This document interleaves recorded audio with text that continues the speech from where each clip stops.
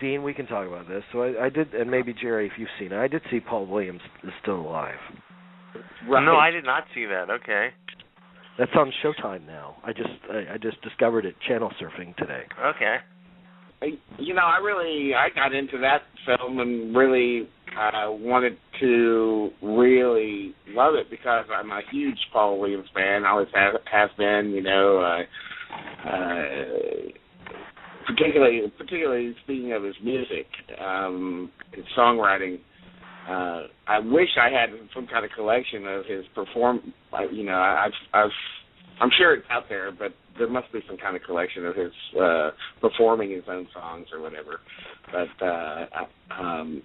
I don't have it. But so I'm a fan, and the filmmaker is a fan as well, obviously, and that's pretty obvious from like the very, very beginning because he's narrating it, the filmmaker, and so from the very beginning, I kind of find this whole trend that was sort of started with Michael Moore of filmmakers narrating their own movies and trying to make themselves into something of a celebrity or whatever,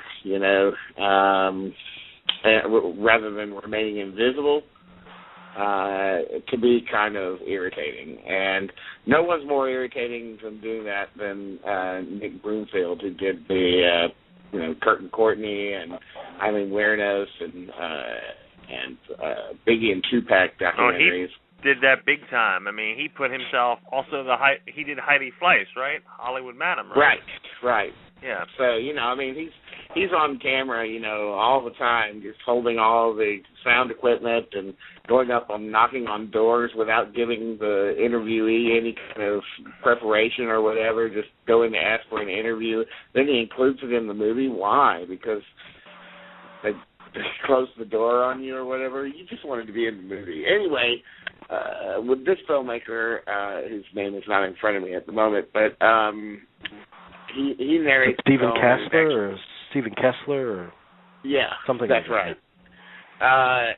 He narrates the film and explains his background and his own kind of personal like of Paul Williams, and then we get into him getting the idea of doing the documentary that we're watching, and it shows his sort of like, even though he's nominally a professional or whatever, he gets paid doing commercials and things like that. He seems flummoxed by the whole idea of meeting one of his idols, and so you see him like making like really bad mistakes and so forth, and this changes over time, of course, but I don't know, that aspect of the movie, just took me out of just the appreciation of Paul Williams just in general, just telling his story, and now it becomes a story about a filmmaker who's trying to make a movie about Paul Williams, and that's not what I really wanted to see, so I was kind of disappointed. Well, there are moments in there that are kind of cringe-inducing and where you wish he made it less about him, but any documentary, whether the director appears on camera or not, is in some form about the relationship between the director and the subject, because everything's filtered through the director's lens and the director's cues to the subject. But so in this case, I think it was, and this says something about Paul Williams too, Paul Williams actually asked him to get on camera, and that scene's in the movie. This would be easier for me if I'm actually playing off you on camera.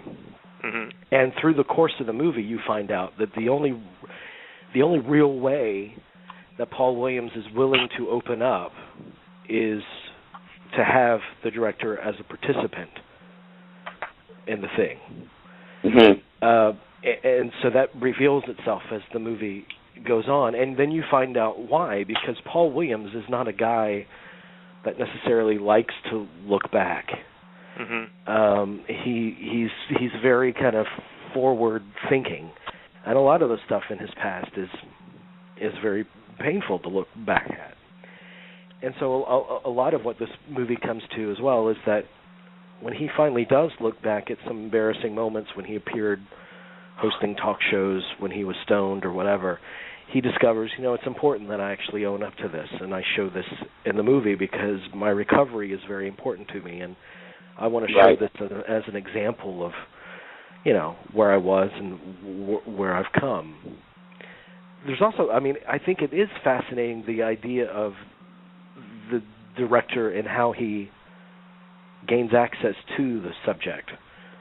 And that's illuminated pretty well in this movie. What that journey is like to get into their comfort zone, what bounds not to overstep. So it is about that. It's not, I missed the first 10 minutes, but I didn't see anything about Phantom of the Paradise. There's barely anything about Bugsy Malone. I know all that stuff's crazy to me. There's so much that's left out about what he's really accomplished, and they touch on a lot of stuff, but I don't know.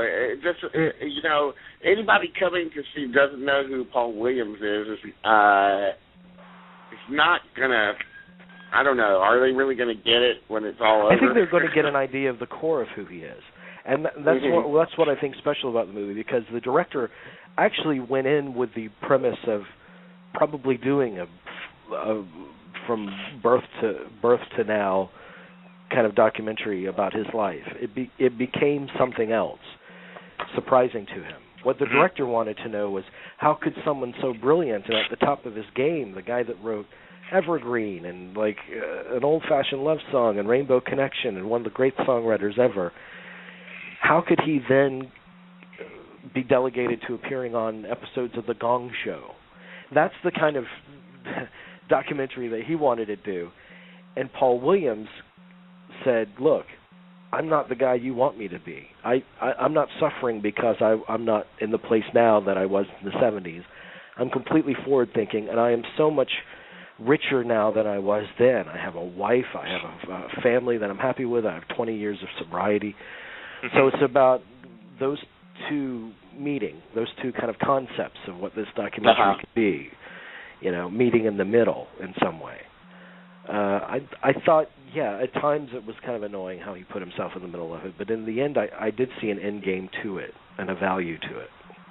Yeah. I guess so. I didn't hate the movie.